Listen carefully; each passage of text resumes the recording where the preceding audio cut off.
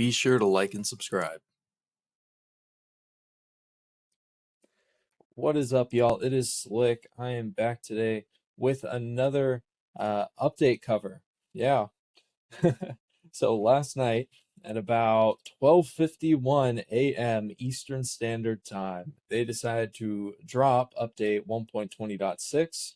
I was actually awake at that time, don't ask why, and I was going to do it. However, I was extremely tired. So, we're going to get into that today. If you guys haven't seen it on the Discord, that's what I'm here for. Let's get right into it. As always, I'll throw up the screenshots on the screen so you can follow along with me. Let's go. So, version 1.20.6 changes by Mooches. You can no longer use potions while using hover or path. Interesting change. I haven't done it. I think that mainly affects PvP, but I haven't seen it at all, really. I can only assume that was pretty strong. Improved and optimized the change to clan data saving, loading in View 1.20.5. Who cares about clans? Add a confirmation prompt to switching talents that warns you about its cooldown. This is actually pretty good. I didn't know about the 24-hour cooldown whenever I first changed, so this is a pretty good addition. The trading fleet task now gives drachma. That's actually really nice. Any kind of expansion to the fleet, I think, is really welcome, and I think you guys all agree with me. Spawn protection is no longer infinite if the island you're spawning on is claimed. This is probably another clan thing, but who cares? Hovering over a magic or fighting style in the hotbar or backpack/pouch insert UI now brings up an overlay similar to that of regular items, which will display information about the magic such as its stats and status effects. I'm not entirely sure how this works, but I mean, any kind of quality of life stuff is always welcome. Remove the confirmation prompt for inserting an item into a bank since it was redundant and just slowed the process down. This is also a good change. Whenever you were putting things in the bank, it did often take quite a bit because you always had to confirm every single item that you were putting in. So this is a nice change. I mean, since you can always just pull an item out anyway if you didn't mean to put it in there. Changes by park climb. Lower the talent switch cooldown from 24-hour down to 5 hours, which is extremely appreciated. I don't know why it was at 24 to begin with. It seemed a little excessive. Bringing it down to 5, it's reasonable.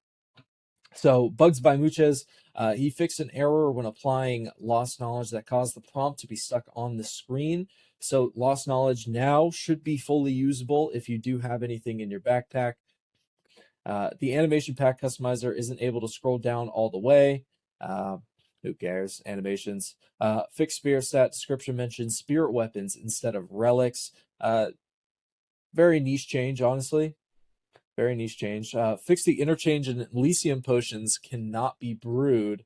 So we'll be seeing a lot more of those on the auction house. If you do have any of the things required, like the Godly Nectar, go ahead, craft an Elysium potion, and you can go ahead and sell that maybe for for quite a bit. Same with interchange potions if you have an acrimony. Fix the Beastbone Cleaver not showing up on the marketplace. That'd be an interesting weapon to check out if any of you are warrior or a weapon class. Fixed cannonballs earned from the trading fleet task do not stack with other cannonballs. This is actually really nice, keeping your inventory in check. Fixed banks still have some issues with not showing some items or erroring when trying to withdraw them. Again, this is another bank thing. I think trying to make this as good as possible will just benefit the community in the long run. I'm tired of seeing $1 million items up on the auction house just because people want to store their items. Closing the backpack/pouch insert UI while hovering over a metallic item causes a spark to stay on screen. I was dealing with that. I think I was dealing with it on stream actually yesterday. Yes, I do stream in case you haven't realized yet.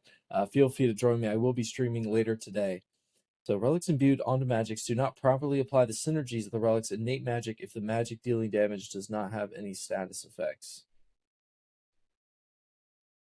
So okay, so this was like if your magic does not have any status effects and the relics have status effects, now they will actually give you those status effects on your magic. I see what they were trying to say. They could have said that a lot easier. Basically, there was a bug. You couldn't imbue the relic magic onto your magic and get the actual proper status effects for some reason. Fishing professions level 8 bait type doesn't show not showing up, making the level useless until reaching level 9. Fixed dark sea border rifts not unloading upon entering the dark sea. These were never meant to make getting into the dark sea way harder. They were only meant to be visible within the regular sea. Fixed a clan to guild conversion doesn't work. Okay, who cares about clans? But regardless, clan to guild conversion, if you're converting your clan into a guild, it should work now. So that actually covers the entire update.